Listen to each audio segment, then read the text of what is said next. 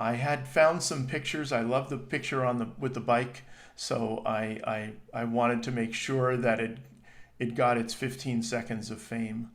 And also, while I introduce you, Adina is Seamless's Bay Area Advocacy Director and does double duty as the Executive Director of Friends of Caltrain, which is a nonprofit organization which supports successful modernization, and that means electrification, of Caltrain in the context of an integrated system of sustainable transportation.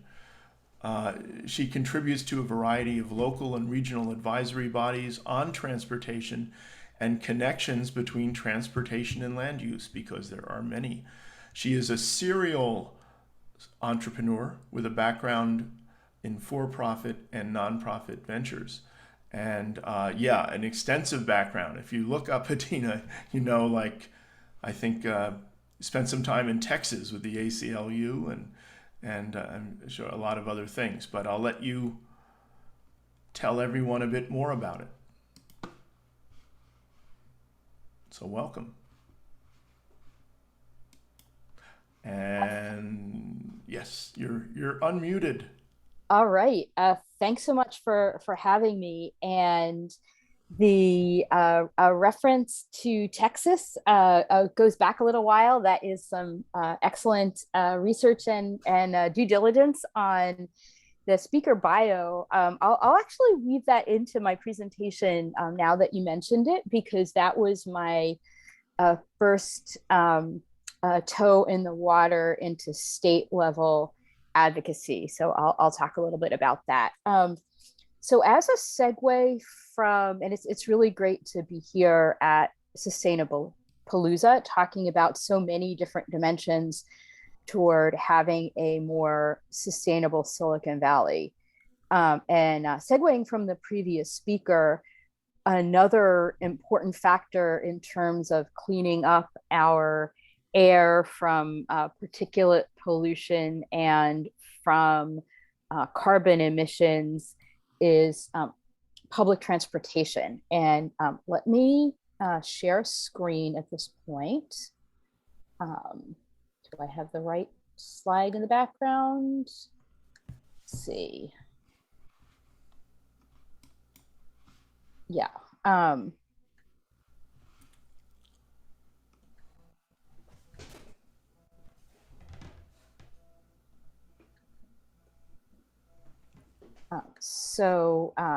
I co-founded Seamless Bay Area. So as in the bio mentioned that I co-founded Friends of Caltrain, which supports modernization and electrification of Caltrain in the context of a regionally integrated public transportation system that's accessible to all.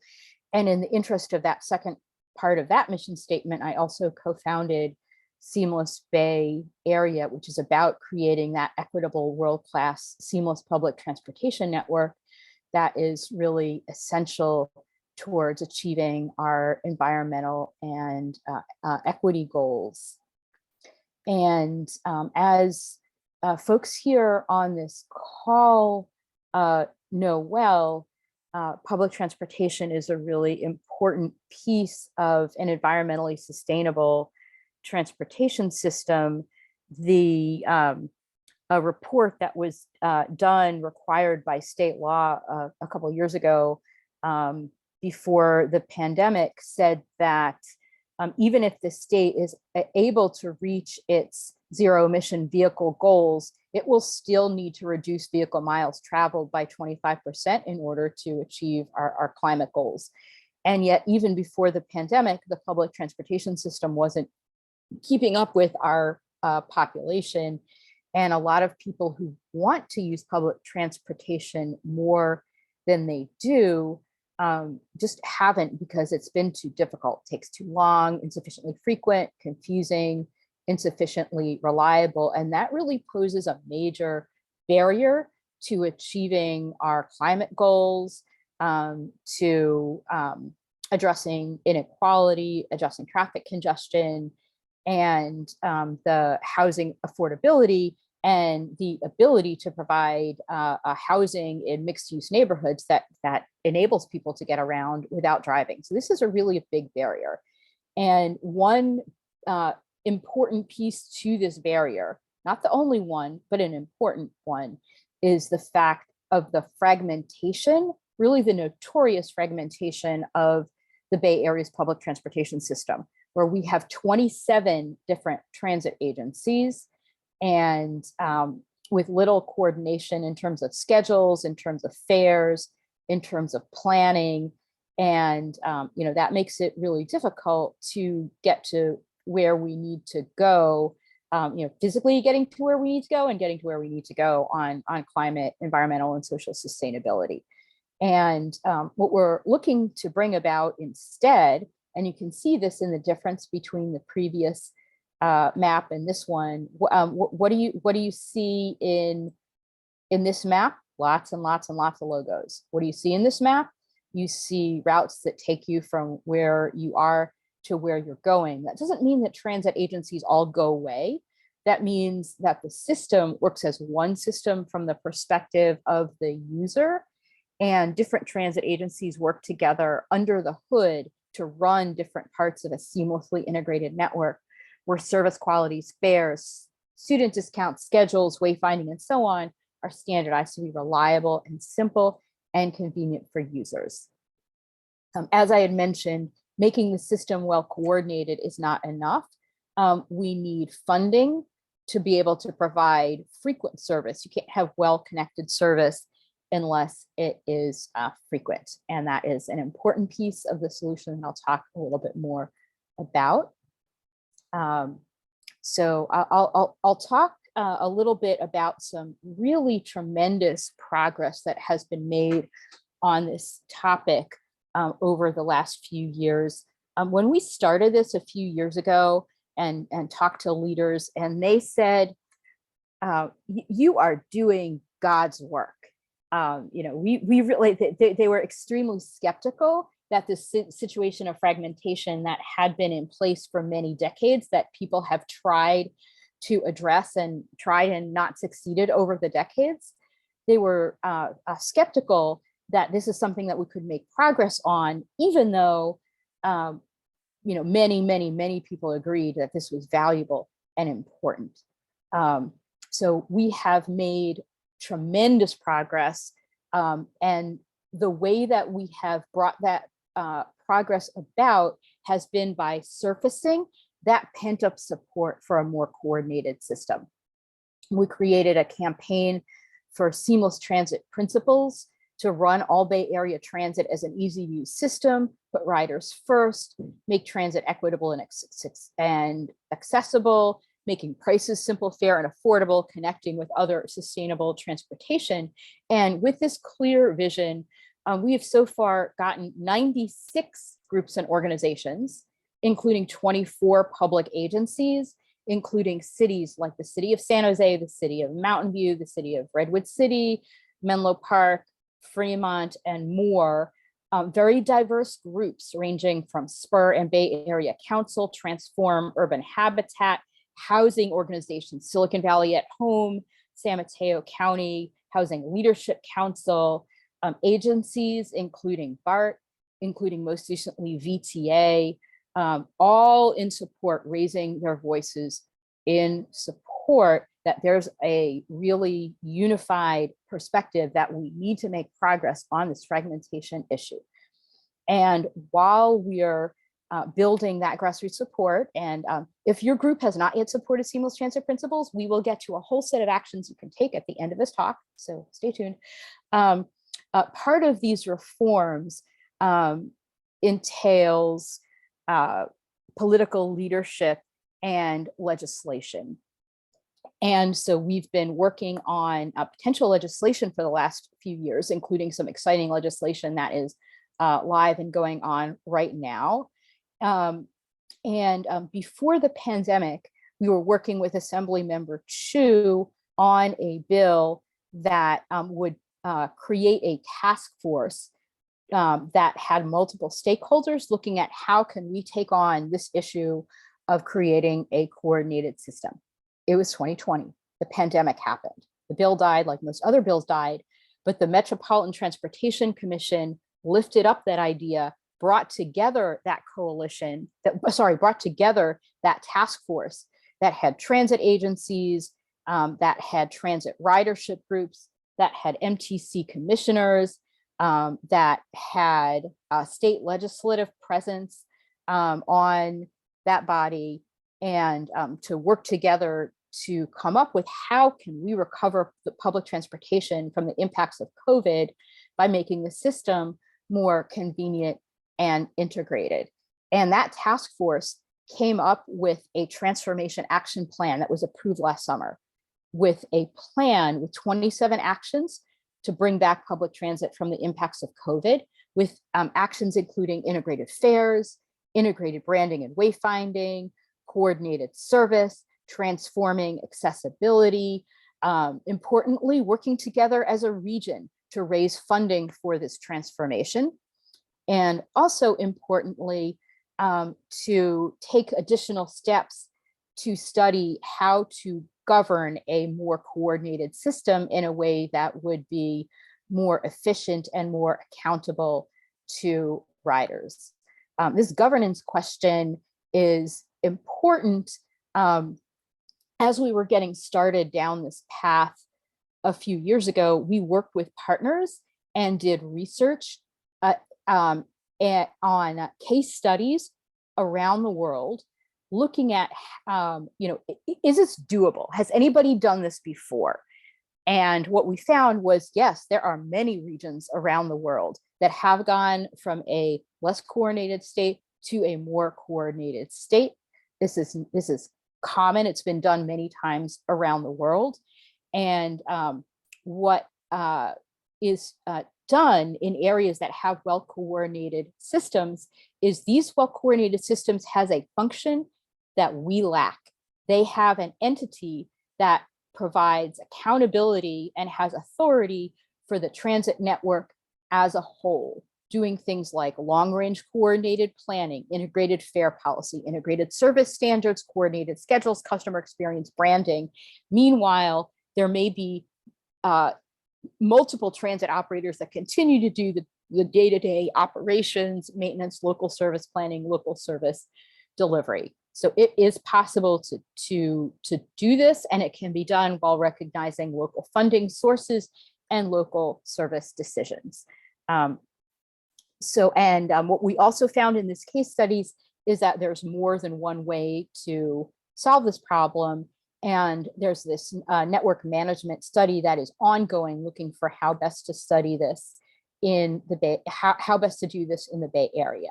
But meanwhile, while this exploration about how to restructure to do this really well is going on, that we're not waiting to take action. Action is happening.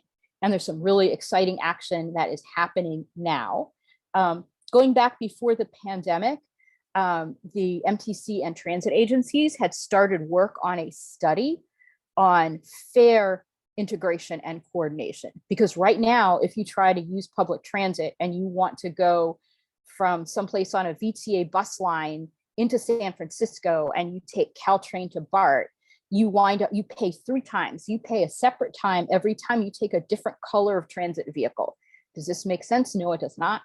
And so this study, which was managed by BART and MTC staff, where they brought in consultants with international experience, and they came up with some really good recommendations, including a pilot all agency transit pass for organizations, starting with public colleges and universities and affordable housing. This pilot all agency pass is getting started in August of this year. And an example there is that students at San Jose State University who used to get a transit pass only for VTA will be able to have their pass work on Caltrain and BART and all the other transit.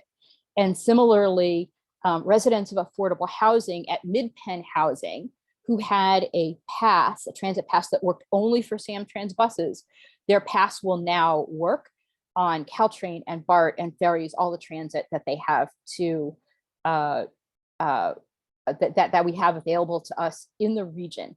And the outcome of this pilot will be assessing the opportunity for all agency passes for a much wider variety of institutions, as well as for individuals. The next piece that is also moving forward is free transfers. So there is funding from MTC to get this pilot started for the all agency pass. There's also funding from MTC to get started with free transfers. So if you're taking Samtrans to VTA, you pay once. If you take VTA to BART, you pay for the BART segment of your trip. If you take BART to Caltrain, you get a discount. And this is going to roll out in 2023 with the rollout of the next generation Clip a Card. And then there's another piece that is recommended, but waiting for funding, and that's standardizing the regional fares so that if I'm standing in San Jose and I want to go to San Francisco or Oakland, this way around the bay or that way around the bay, I will pay the same amount if I go right or if I go left. So these are all recommendations that have been supported, and the first couple are moving forward now. And as for moving forward this transformation action plan, something that is really exciting that Seamless is working on is, as the sponsor of legislation that is authored by Senator Becker, our really major climate champion that I understand will be joining this event tomorrow. So you can hear about this even more from him. That is setting near-term deadlines to advance these items in the transformation action plan, connected network plan for coordinated service and schedules with a high standard, integrated fares, universal wayfinding, universal real-time information. And so this bill is coming to it passed the Senate, it's coming to Assembly Transportation on the 27th. So this is also something that you will be able to take action on. There's also forward motion going on in terms of funding. So unfortunately, fortunately, the federal government provided funding to keep public transit running during COVID, during stay at home, when many fewer people, essential workers, essential trips were on transit, everybody else was staying home. That federal funding is running out, and agencies are facing fiscal cliffs.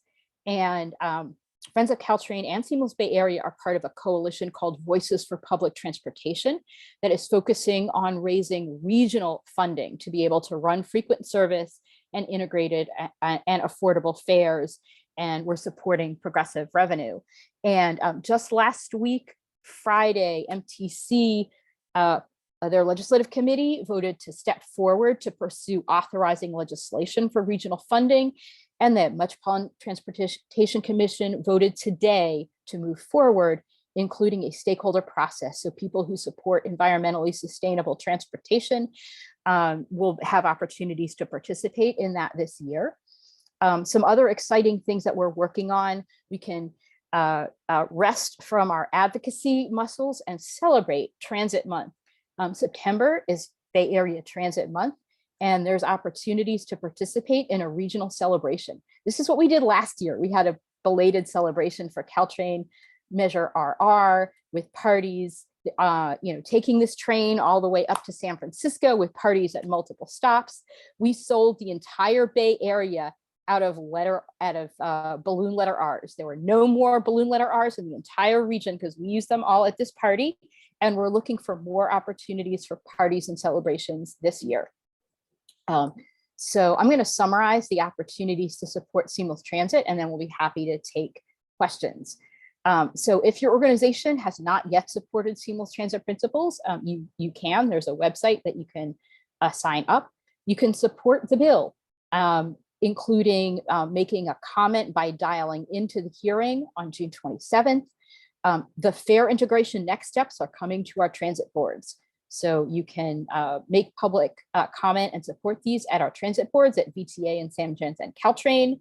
That connected network plan is coming forward. There's going to be opportunity to support on that, as well as the so recent, it's not even on the slide, the work on the regional transportation measure authorizing legislation, as well as planning some transit month celebrations in our sustainable Silicon Valley area.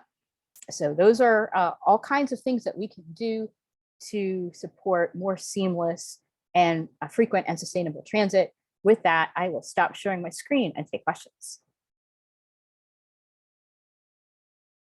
Oh, well, thank you, Adina, for that. Actually, I will grab the screen for just a second because I was looking at this is all the organizations that have signed on, and actually this is the supporters in terms of governmental organizations, and then all the other ones going through, including, oh, this one here at the end, Sustainable Silicon Valley.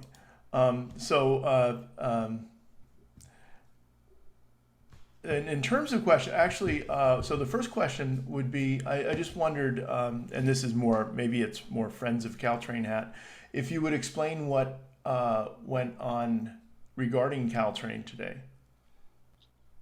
Yes. Okay, now I am confused. When you say today, was it today or yesterday? Yeah. So there's something yesterday and then something tomorrow, but not today. Okay. So this is about the governance topic. So Caltrain is governed by what's called a Peninsula Corridor Joint Powers Board. So that is a legal arrangement amongst the 3 county partners in San Francisco, San Mateo, and Santa Clara counties. And Samtrans had put up the money in the 90s to purchase the right of way from the state. And by purchasing, really stepping up and taking leadership to purchase the right of way when it might have stopped service, they took on the obligation of serving as the managing agency. And the same executive who was in charge of Samtrans was also in charge of Caltrain. And over time, as Caltrain ridership grew and the service matured and the system is on the way to being electrified, the other agencies, especially Santa Clara County and San Francisco, wanted to mature the governance structure and have a freestanding executive director that was accountable to the Caltrain board and other provisions to mature the governance structure. And with a little bit of perils of Pauline twists and turns, that is now seems to be coming to a conclusion. The Samtrans board approved an agreement for this yesterday. The Caltrain board is slated to vote on this agreement tomorrow, and this will be coming to the multiple other boards to vote in the next few months. And then with some repayments to Samtrans and updating of documents, that will hopefully solve the problem and enable us to focus on the future. Does that answer your question? Yes. Okay. So that was yesterday? Yesterday it was the Samtrans. Tomorrow morning is the Caltrain board. So if anybody wants to watch and cheerlead them to reach this agreement, that special meeting on an extremely wonky topic is at 8:30 in the morning. Yeah, but yeah. So anyway, it looks like yeah, there was a lot of agitation for governance, and and there was some money involved. So it's like 2 different things. In terms of other questions, well, there's one question about addressing issues like COVID. I'm not sure the context of that. Perhaps the questioner can. Yeah, let me take let me take the second question first. So it says we need to make transit you can preferred method for many trips comments, and strongly agree. And part of the challenge is that collective we as a society have tended to think more about public transit as a way of relieving congestion for drivers. And so if you think about that, then you say, okay, it's important to have transit that runs at peak period congestion at the moments of peak period congestion at 9 in the morning and 5 at night. But it doesn't really matter so much if you have frequent transit in the middle of the day or on the weekend. And in parts of the world that have really good transit ridership, they look at it as something that you can take for a really wide variety of trips. Are you, going to meet somebody for dinner? Are you, going someplace over the weekend? And so that requires having a schedule that serves many different kinds of trips, and it requires to have the system be really well coordinated so you can get anywhere you want to go at the many different times that you take many different kinds of trips. And this has gone from being something that's really, really good to do, where the United States with its commuter mentality has been kind of backwards, into being really essential, because with the post-COVID travel patterns, where there are more people who are going to be working from home and we might not see the same amount of peak hour commuting, it's all the more important to have that coordinated all day service. So that I think that addresses that topic. In terms of COVID, it would be maybe helpful for the person who made the comment to clarify a little bit. I mean, this is obviously a major societal challenge. Basically, all parts of society were challenged by a global pandemic. Having public transit running throughout the depths of the pandemic was really important. Even during the stay-at-home order, people were using transit who are essential workers, working at grocery stores, working in healthcare. The people that had the essential workers and had essential trips were the people who were on transit. It was really great to have the federal funding, that relief funding that kept transit and so many other parts of society running and enabling recovery. And now we need to really work to complete that recovery by making that system more coordinated so people use it for more kinds of trips, by having the funding to run that frequent and affordable service. Hopefully that answers some of the questions. There probably are more dimensions to COVID. So Yeah, well, the distinction you made yeah. between, say, a commuting service versus an everyday service is a really interesting one. And obviously, the Caltrain model has been more of a commuting service to points along to San Francisco and points along the commute. And I know for 12 years I commuted from Mid Peninsula to San Jose, going the other way. But I guess the BART service might be more of an example of more like throughout the day or more frequent service. And from what I understand with Caltrain is that one of the elements of the electrification, I mean, it's I guess wrapped up in it is to make Caltrain more like BART. Exactly. Yeah. So what electrification allows with the technology is because it has better acceleration. And if you think about that, whether it's an electric train or an electric car that has that zippier acceleration, Torque. it can hit more stations in the same amount of time. And that means that it can stop at more places for more different kinds of trips. And Caltrain, before electrification, developed a service vision for becoming that kind of more all-day service to serve more kinds of trips, which was good and is a model of worldwide excellence before the pandemic and is essential now. So follow-up question, there's 27 transit services around the Bay Area. How many of them are commuter? I don't know what you call the other one, but how many of them are the, say, old Caltrain model versus how many are the BART model? Yes. So Roughly. the ferries had operated more previously along that peak commute model. And interestingly, WIDA, the main ferry agency, has been really innovative in its COVID recovery plan, because they had high fares and they ran very peak commute oriented service. And as part of their recovery from the impacts of COVID, they moderated their fares to be the same as if you took a similar trip using other modes, like if you took a bus to BART. So they harmonized their fares, and they also changed their schedule to have more weekend service and not so peak oriented service.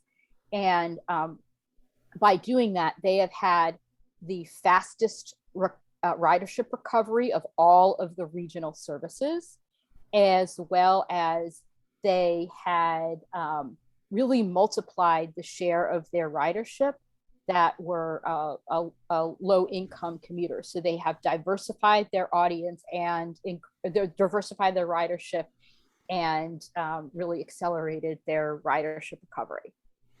Yeah, I'm glad you brought up the ferries because we were actually looking to have them kind of come on at one point. I know they've initiated some new service. They have like Treasure Island, from what I understand, and have been doing some things with. I mean, the big issue with ferries, is the diesel engines, and I know they've been doing like they have the cleanest running diesel engine, or something. But we're looking for the electric, the Yeah, torque of the electric. If it's good enough for trains, it's probably good enough for ferries, right? and their executive director was in like about a week ago in Scandinavia, touring the electric ferries that are used in Scandinavia with the goal of bringing that technology here to the Bay Area. Yeah, I mean it makes a lot of sense. There's a lot of water to get traversed through, and the ferry experience. Whenever we do our Eastern swing on vacation, I'm usually visiting family in New Jersey, and we're going to Manhattan, and we go out of our way to take the ferry, just because it's so cool Yeah. to take, and to be able to do that, well, either every day or as a special thing, I mean, is a great deal. I mean, I want to plan. Yeah, I guess it goes off the ferry building, which makes sense. Goes to Treasure Island. Even if I don't have something to do in Treasure Island, I think I want to go try that. Mm-hmm. Yeah. Yeah. And imagine how much more convenient it would be if there was a regional pass, or even a Oh, fare cap where you would pay a certain amount and you could ride Caltrain or BART or a ferry or VTA or Samtrans, and you didn't have to, and like people didn't need to have to think about it agency by agency. so I'm sure someone was thinking of it, but they didn't ask yet. Like, isn't that a Clipper card? Yeah, so that is something that so a Clipper card is about fare payment. You have one card and you can use that card on all of the transit agencies. But the Clipper card doesn't do anything about fare policy, which means Mhm. that even though you're using your blue Clipper card on Caltrain and BART and VTA, each time you use an agency, you pay separately and you pay again and again. So we need both. We need convenient integrated payment, and we need integrated fare policies that make it affordable for you to use multiple agencies on a daily basis, or when whenever you need to get around for a variety of purposes. Yeah, and actually, then you got me thinking of the other thing, which was the schedule coordination, and I still have memories. They're kind of daymares between Caltrain and BART at Millbrae, Mm-hmm. running up the and down the and Yep. waving goodbye to the BART train, and Yeah, and they're getting better at that. But right now, it's basically up to the goodwill of each separate agency, and mhm, any yeah. agency can decide, on any given year, that they don't want coordinated schedules anymore, which is why we're really excited about SB 917 and having a connected network plan that says, you will have coordinated schedules. Yeah, so the language in the bill is shall. right? Yes. So there are one thing that's important is that the bill doesn't have unfunded mandates. It doesn't say Mm. so. In order to be able to have really well coordinated service, you need to be able to run services frequently to connect to each other. And so, um, the bill doesn't say try to do everything with the same amount of money. It says come up with a plan for coordinated service, itemize how much it will cost, and then we can use that as a vision to be able to get the funding to do it. Because that kind of vision is something really compelling to voters and is something that will be, we think really just compelling for voters to support instead of just saying, pay this money to this public institution. It's pay this money to the public institution for delivering this convenient, affordable service. Yeah. Well, when people hear that there's 27 separate transit agencies, in the Mm-hmm. greater 9 counties or something, yeah, it's hard to believe. And I would have thought that this was, well, apparently it was not something the Metropolitan Transit Commission is chartered for. But I'm very glad it's getting looked at and hopefully corrected on a number of levels, because I mean, it just makes too Mm-hmm. much sense. Yeah, so there's actually been a law in place since the 90s that gave the MTC the authority to require more coordination of fares and schedules and so on. But that has been extremely rarely used. It was, I think, to my understanding, used once when the Clipper system was being stood up. And Bart said at the last minute, oh, maybe we don't want to do Clipper. And MTC said, no, you're going to do Clipper and we're going to withhold your funding unless you do. And they did. But that authority was also very general and vague. And what SB 917 does is it's very concrete about what that authority pertains to and how that works for the agencies to work together to run a coordinated system, and how the funding leverage that was laid out in the 90s but never used can be used. Mm. So we need to be more specific in order to be able to have that those provisions be meaningful. Well, Adina, thanks for coming on and explaining a lot of this. And uh, are there uh, are there plugs to be plugged in terms of 917 or the Yeah. Would it be uh, uh, so I have plugs and next steps on several of the items that I put on that slide. So I can get you links to all of those items about what to do next, including how you dial in on the 27th mm, to say, yes, I support SB 917, how you support the seamless transit principles. And uh, so I can send that out. And the other thing I can also send out is, if I think I can mention it, we're in the middle of Seamless Bay Area's spring fundraiser as well. So if people oh right, want to uh, also support with money, you can also do that. So I can share the links for people that can take action about several of those different hmm, items, including donating. yeah. Well, if you can get me a doc, I will post it, and Yeah. then I'll include that link in a lot of the follow up.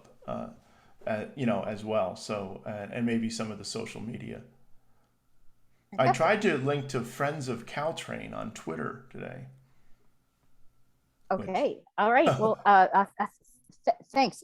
Anyway, so thanks so much for hosting this great event and really motivating sustainability in so many ways. there's so many ways. As a matter of fact, we're now going to talk about avocados.